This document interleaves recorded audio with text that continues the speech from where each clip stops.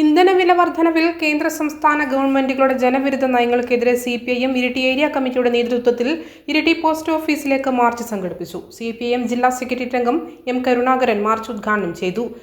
Government പറയുന്നത് യുദ്ധമാണ് പ്രതിസന്ധി ഉണ്ടാക്കിയത് എന്നാണ്. എന്നാൽ യുദ്ധം ആരംഭിക്കുന്നതിന് മുമ്പ് ഈ വിലവർധനം ഉണ്ടായിട്ടില്ലേ? പഴയ കാലത്തേക്ക് നമുക്കൊന്ന് തിരിഞ്ഞുപോയാൽ കാണാൻ വേണ്ടി കഴിയും. മോഡി അധികാരത്തിൽ വരുന്നത് 2014 മോഡി അധികാരത്തിൽ വരുമ്പോ അന്താരാഷ്ട്ര മാർക്കറ്റിൽ ക്രൂഡ് ഓയിലിന്റെ വില ഒരു ബാരലിന് $106 ആയിരുന്നു.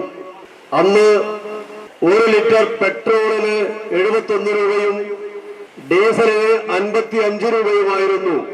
ഇപ്പോ നമുക്ക് കാണാൻ വേണ്ടി കഴിയുന്നത് ഏതാണ്ട് $106-107 മാത്രമേ ഉള്ളൂ. അന്താരാഷ്ട്ര മാർക്കറ്റിലെ യുദ്ധ സാഹചര്യം സൃഷ്ടിച്ച പ്രതിസന്ധിയിലും അത്രേ വർദ്ധിച്ചിട്ടുള്ളൂ. സാധാരണഗതിയിൽ 71 പെട്രോളിന്റെ വില ഇപ്പോ 115, 55 ഡീസലിന്റെ വില ഇപ്പോ 105, 106 ആയി വർദ്ധിച്ചു. എന്താണ് ഇതിന്റെ പിന്നിൽ?